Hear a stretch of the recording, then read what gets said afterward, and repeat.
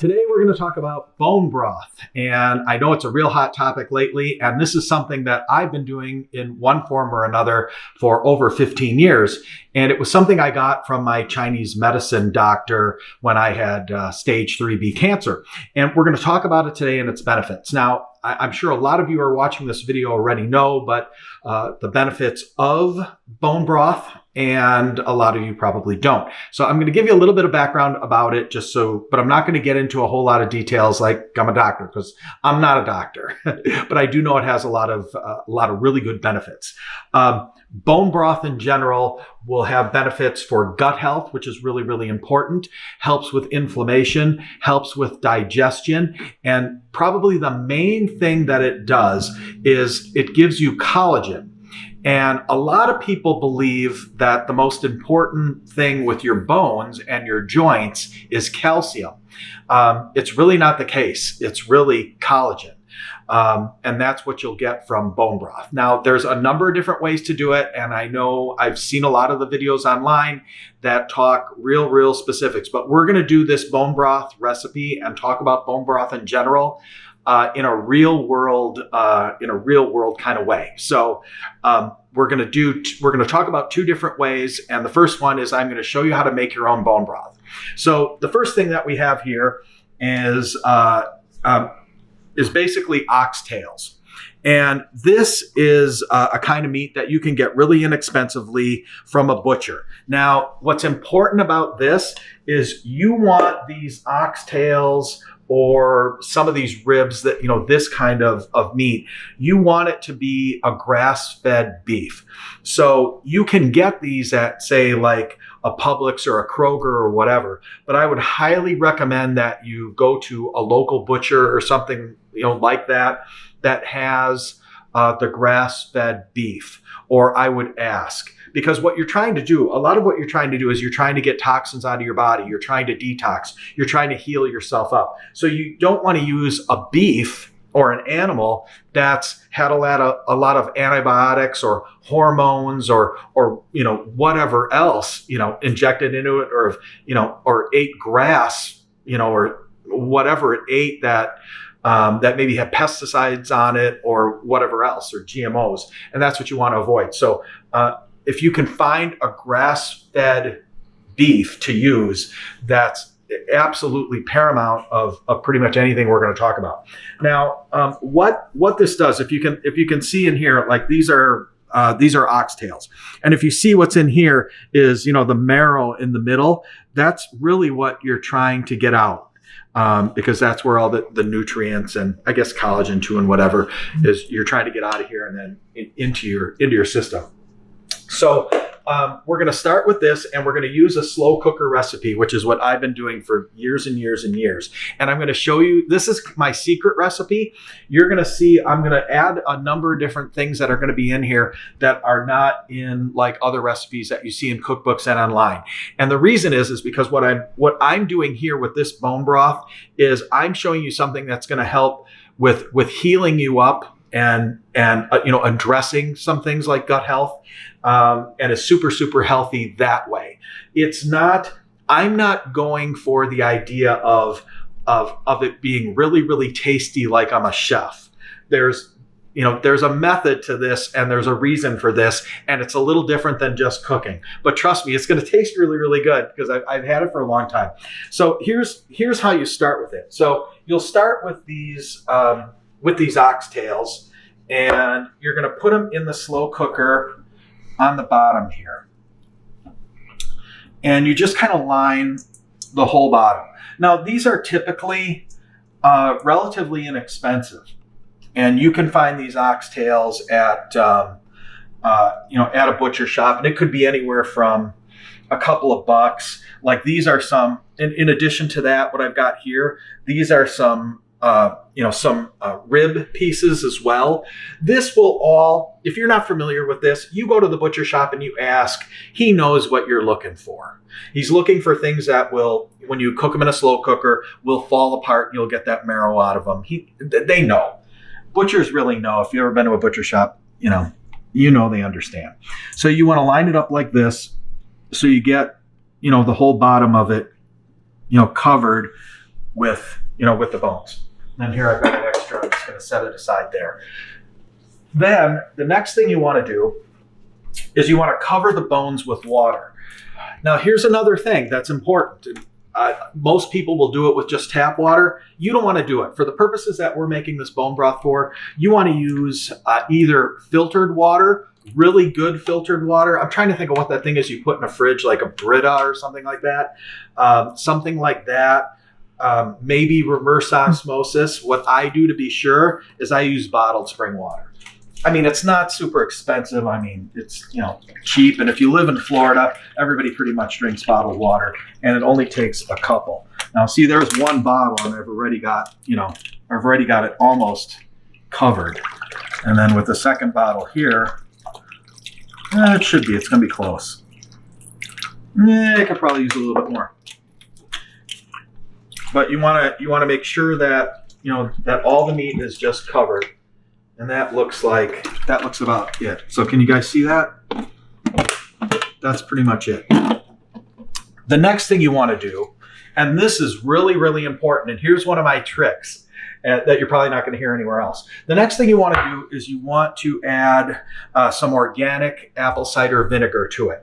And typically you would add about 2 tablespoons. And you have to add that when you make this bone broth. You have to add it because that's what helps to break down the marrow and to get all that out. If you don't add this apple cider vinegar, all you're going to have is warm meat water. That's all you're going to get. It's all you're going to get. So it's really important that you do that. And it's what it is it's the acidic nature of the apple cider vinegar that gives you that. Now here I'm going to show you one of the tricks that I do. So typically, a normal recipe for what we're doing, you would add 2 tablespoons. But what I'm going to do is I'm going to add 1 heaping tablespoon to the water. But instead of 2 tablespoons, I'm going to take an organic lemon. And if you see what I do with it there is I roll it, I press it down. And what that does is that loosens the flesh inside and it makes the juice come out better. Then I cut it in half. Like that. Boy, that's a good knife. Just cut right through. And I'm going to squeeze the juice of the entire lemon into the water. And that gives it a little different acid in there. And it gives you a little bit of a different flavor as well. Trust me, it'll be really good. If you've ever had this before, you'll really like it. The next thing, I'm going to add 2 tablespoons of organic turmeric. This really adds a really good flavor to it, but it's also really, really good for gut health. And it's, turmeric has, if you look online, Google, it's got so many great health benefits. But in this, it really adds a really good flavor, and you'll really, actually, believe it or not, just 2 tablespoons of this, you'll notice it when you start drinking this broth. You'll notice the difference in your gut, for sure. Digestion especially. So like 2 level tablespoons of that. Then I'm going to do another little secret that most people wouldn't do. And I'm going to add a tablespoon of ginger. Ginger, as everybody knows, lots of great health benefits to that as well. It's really good for calming your stomach too. When I had when I was sick the last time and they put me on chemo, they put me on a really high dose chemo, and they actually gave me these crystallized ginger like this to chew on and suck on. And they're really strong, but it really helps settle my stomach a lot. I don't know if it was chemo or if it was radiation. I don't remember what treatment it was. Maybe it was radiation. But anyway, 1 level tablespoon of that organic ginger. Then pink Himalayan sea salt. Don't use regular salt. Don't use iodized salt. You don't want that. You want the pink Himalayan salt. And you want to add what would ultimately be maybe a 1/4 tablespoon, maybe a little bit less depending on your taste. Then fresh ground black pepper. Now, you don't want a whole lot of this. I mean, you want the oils in the peppercorn, is really what you're trying to get. And you want a little bit of flavor, but you don't want to add a whole lot, because if you add a whole lot of pepper to it, I mean, that's going to, irritate, your stomach or intestines potentially. So you can see I didn't add a whole lot to it. at all. And that's pretty much it. Then you cover it up just like that. You plug it in, you turn it on low, and you let it sit 24 hours. And in 24 hours, it'll be done and it'll be ready. Then what you do at the 24-hour mark is you unplug it, you let it cool off for maybe half an hour, just because you're going to be handling it. Let it cool off for about half an hour. And then you'll take like a pair of tongs, like this, just to make it easier. You'll take a pair of tongs and you'll pick out whatever pieces are left. It should be pretty well broken down. And you just throw those pieces away. You're not looking to keep them at all because you got out of it what you needed. And then you're going to strain it. I would recommend that you strain it in a stainless steel strainer rather than a plastic one, like a fine one, and then strain it into like a stainless steel bowl or a bowl, something that you can pour it into. Now, the biggest thing that I hear people talk about is if they don't want to drink it right away and they want to make a bunch of it, how do you store it? And I came up with another secret trick. You can buy these bottles of Boss water at the store for, I don't know, like $1 or so. And it's like, I forget, it's like a liter and a half, whatever. But it's a thick glass bottle. It's really pretty thick. And it works great for freezing. So what I would do typically, and I have these in my freezer, is I'd fill it up to about that far to the top. So I leave a little less than an inch to the top, and I put them in the freezer like this, standing up. As it freezes, you're going to get like that, let's just call it fat. You're going to get kind of that fat on the top, which most people for drinking it, will take it out. For cooking, a lot of people will leave it in because it's really flavorful. But I would take like a baby spoon, I've got like a little tiny one, and I just like dig it out as much as I can and throw it away. So you have that off the top. And then I put the cap back on, after that's over, and then it's already frozen. Then you can lay it in the freezer on a side like this, and you can stack them up. And they don't take up much room, but you have to, when you freeze them, you have to freeze them standing up, because otherwise if you lay it down, the liquid's going to go into the plastic cap and it's going to break and it's going to be a mess everywhere. So put it in the freezer like this, standing up. Once it freezes and it's solid, lay it in the freezer, and you can stack them like this. And then a lot of times I'll just take like a magic marker and I'll write on it if it's beef or chicken or whatever, even though you can pretty much tell the difference in color of what's what. So also, if you want to drink it primarily, like right afterwards, after making it, you do want to make sure that it cools off quite a bit, because after it's been cooking for 24 hours, it's going to be hot. So keep that in mind. What I do is I will do 1 to 2 8-ounce cups of bone broth every single day. Usually 1 in the morning and then 1 after dinner, maybe. But typically, for sure, the 1 in the morning really helps with gut health, digestion, the bloating, all kinds of great benefits to it. Now, if you don't want to do this, and like I said, to do this is really inexpensive. That doesn't cost much at all. Like I said, we're going to do it in a real world kind of, discussion here.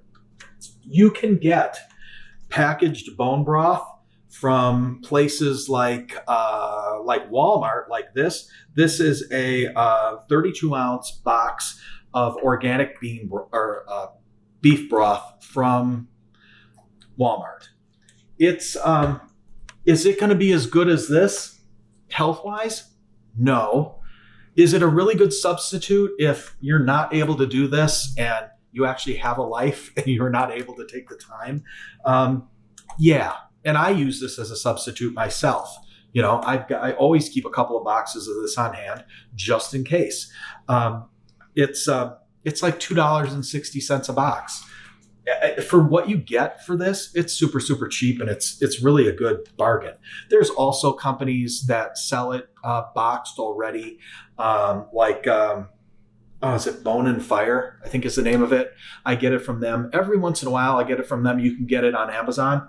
It's not cheap, It tastes different because they don't really put any salt or anything in it. It's pretty bland, but it's a really, really good quality bone broth. This, they've got sodium in here and whatever, and it's pretty tasty. Is it as tasty as that? No. Is it as healthy as that? No. Is it a substitute when you need it? Mm-hmm. Yep. Another thing, we'll talk about one other thing about bone broth since we're keeping it real. When I was sick, from my Chinese medicine doctor, I actually originally got it in a powdered form. I haven't seen that lately, although I haven't been looking, although I'm sure it's available in a powder form where you can put it into a smoothie.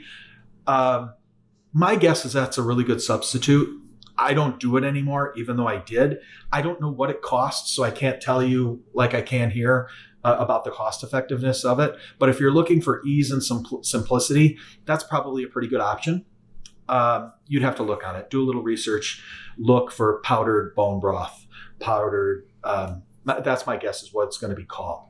So anyway, so that's pretty much it. If you've got any questions, put them in the comments below, and hopefully that helps you out. We'll see you next time.